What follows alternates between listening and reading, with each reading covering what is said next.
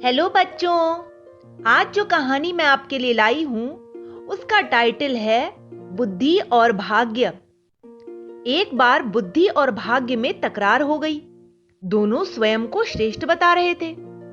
दोनों ने यह निर्णय किया कि वे अपनी अपनी शक्ति का प्रदर्शन करेंगे, जिससे खुद ही पता चल जाएगा कि दोनों में श्रेष्ठ कौन है।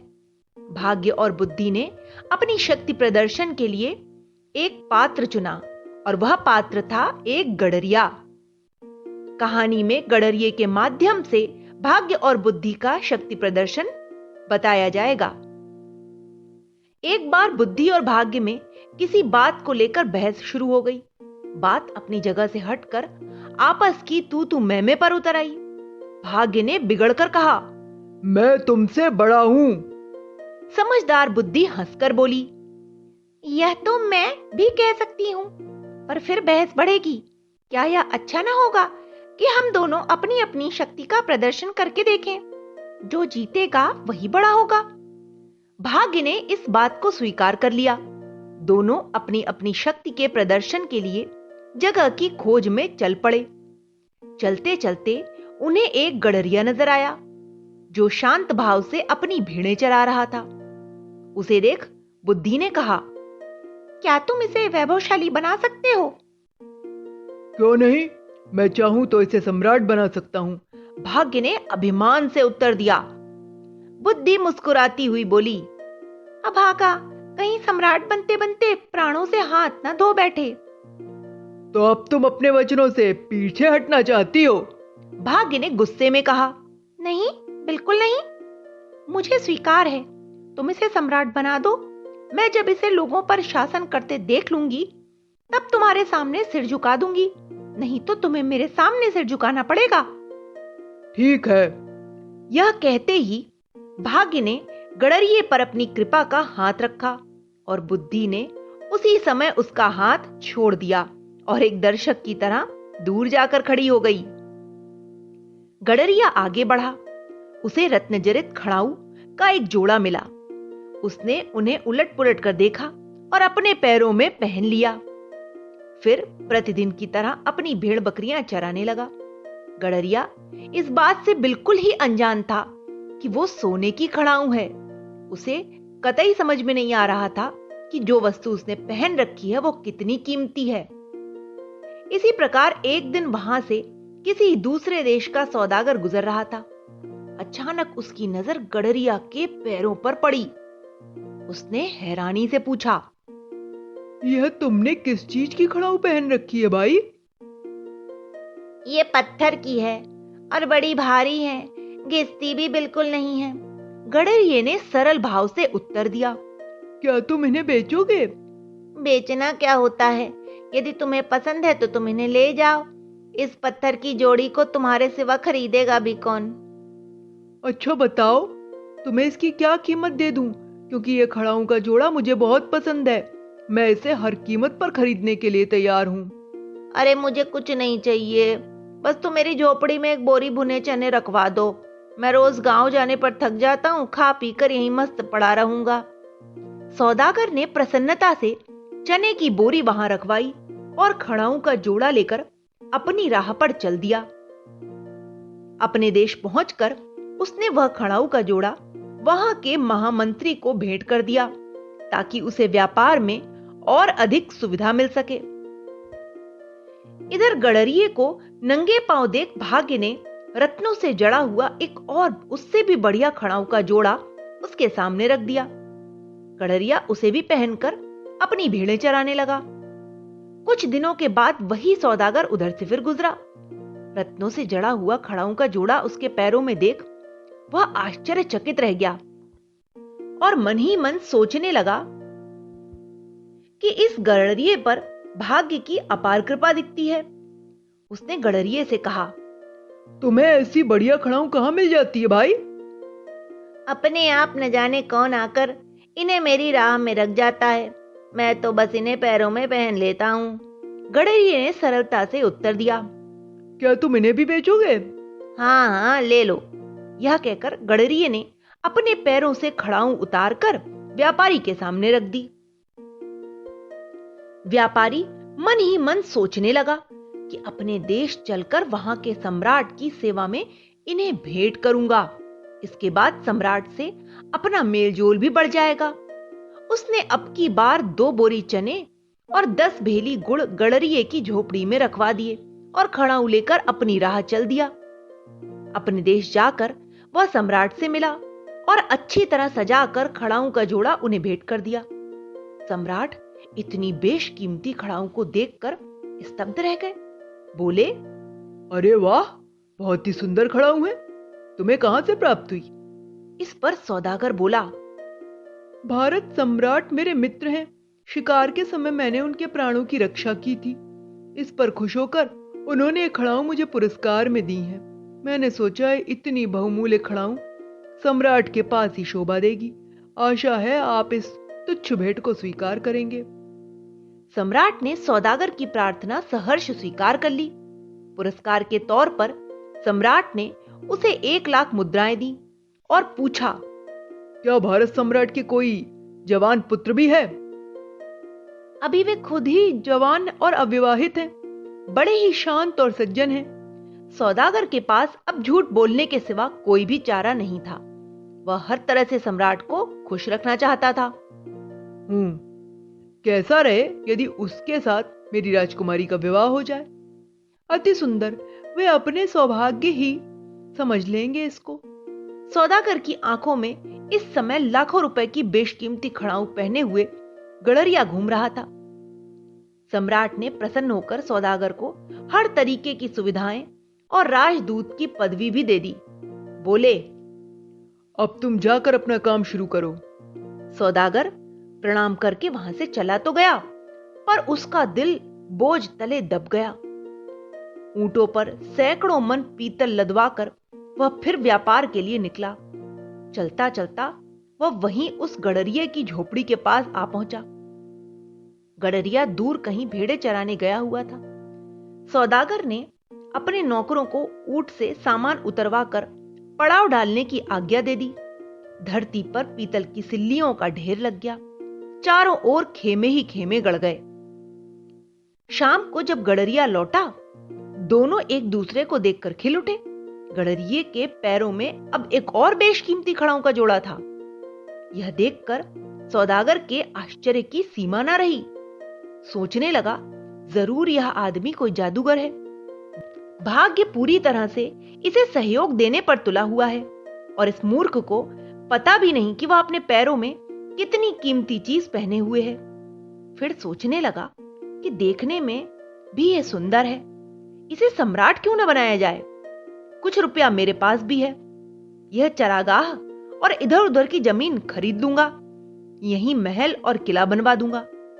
कुछ सैनिक और नौकर रख लूंगा और फिर विवाह के बाद जो कुछ दहेज मिलेगा वह भी तो सब अपना ही होगा। यह राजा और मैं मंत्री।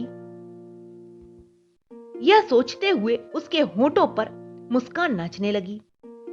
भाग्य ने उसके हृदय के भाव पढ़ लिए और खिल उठा। बुद्धि भी मुस्कुरा रही थी।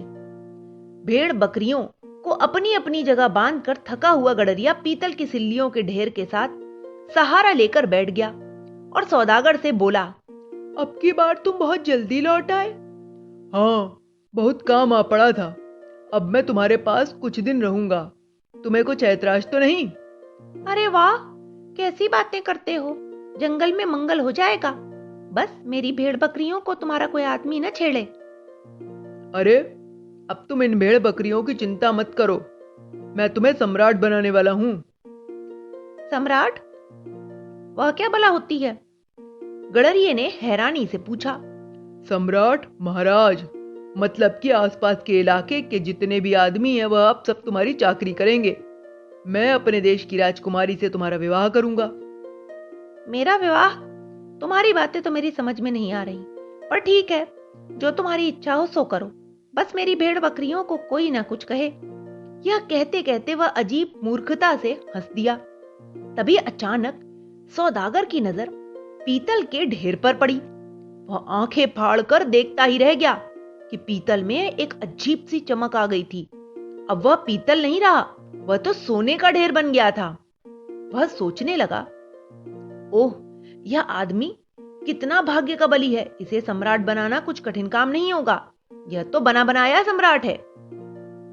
भाग्य ने जीते हुए वीर की तरह अभिमान से बुद्धि की ओर देखा। बुद्धि ने मजाक में ही उत्तर दिया, कोई बात नहीं, अभी आगे बढ़ो। सौदागर ने अपना सोचा हुआ काम शुरू कर दिया। सोना बेचकर जमीन खरीदी, महल और किला बनवाया, सेना भर्ती की। अब बेशुमार दौलत उसके पास थी। जागीरदारों को मुंह मांगा रुपया देकर कुछ जागीरें भी खरीद ली। गडरिये के लिए बढ़िया बढ़िया कपड़े बनवाए। सजा हुआ गडरिया शक्ल सूरत से तो अब राजा लग ही रहा था, पर वास्तव में तो उसे राजा का अर्थ भी नहीं पता था। धीरे धीरे सौदागर ने उसकी भेड़ बकरियां भी इधर उधर कर दी। जब गडरिये ने पूछा तो कह दिया कि रात में खुल जाने के कारण जाने कहां चली गई हैं। गडरिया सबके सामने ही बहुत रोया, चीखा, चिल्लाया। सौदागर खीज उठा कि अजीब मूर्ख से पाला पड़ा है, बुद्धि तो इसे छू भी नहीं सकती। वह गडरिये से कड़क कर बोला, खबरदार जो आगे से किसी के सामने चीखे चिल्लाए, जो बात कहनी हो मेरे कान में आकर कहा करो। यह देख ताना मारते हुए बुद्धि ने भाग्य से कहा, देख रहे हो तुम्हारे सम्राट की क्या दशा हो रही है। इस पर भाग्य बोला, बुजुर्ग को कहने का अधिकार है। बुद्धि हंसी। इधर सौदागर ने अपने महाराज को विवाह की सूचना भेज दी। बात पक्की हो गई। विवाह का दिन भी तय हो गया था। समय पर सौदागर गडरिये को दूल्हा बनाकर शाही बारात सजाकर विवाह के लिए निकला। बारात का ठाट देखते ही बनता था।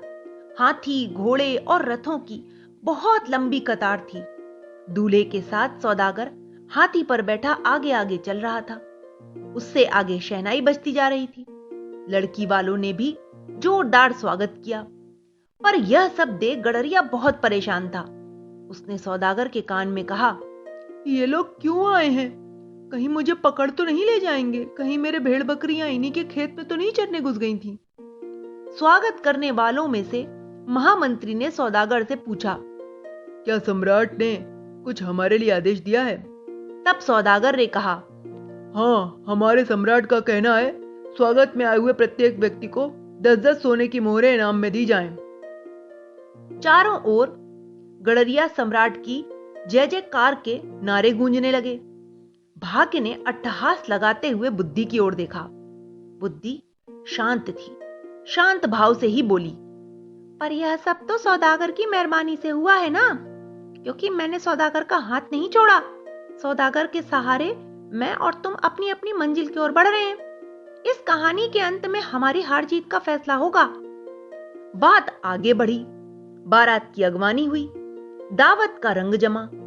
फिर रात को भावरें पड़ी। भावरों के बाद दूल्हा बना गडरिया चित्रशाला में चला गया।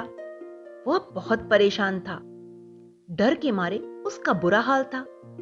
वह बार बार सोचता कि आखिर यह क्या है, यह हो क्या रहा है सब।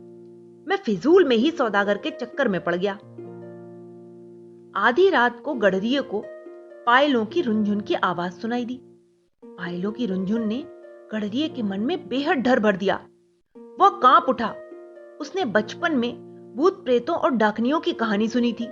वह रात के समय आकर लोगों को मार डालती हैं। उसने अनुभव किया कि आवाज और निकट आती जा रही है। कुछ देर बाद किसी ने आकर कमरे का दरवाजा खटखटाया। वह भय से पीला पड़ गया।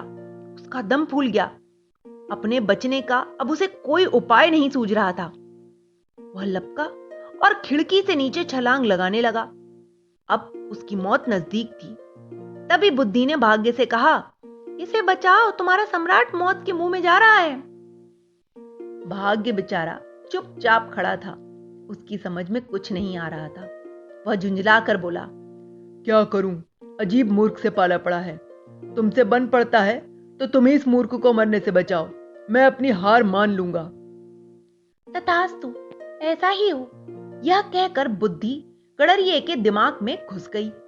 बुद्धि के आते ही ऊंचाई से धरती को देख गडरिये ने सोचा, नीचे गिरकर मरने से क्या लाभ, और फिर राजमहल में डाकनियों का क्या काम।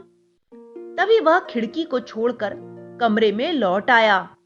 फिर उसे ध्यान आया कि जिसके साथ रात को मेरी भावरें पड़ी थीं, उसके पैरों में से ही इस नूपुर की आवाज आ रही है।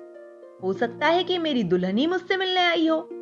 ओह, मैं भी कैसी मूर्खता करने जा रहा था। धीरे धीरे सारी कहानी उसके दिमाग में घूमने लगी। अब उसने हंसते हुए द्वार खोला, दुल्हन का स्वागत किया।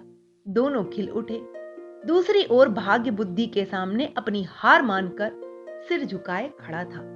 तो बच्चों, इस लोक कथा से हमें यही शिक्षा मिलती है कि हमें कभी भी ये नहीं सोचना चाहिए कि हम भाग्य के भरोसे बैठे रहें। हमें अपनी बुद्धि का भी प्रयोग करना चाहिए, तभी हम अपने जीवन में सफलता प्राप्त कर सकते हैं। Okay, bye.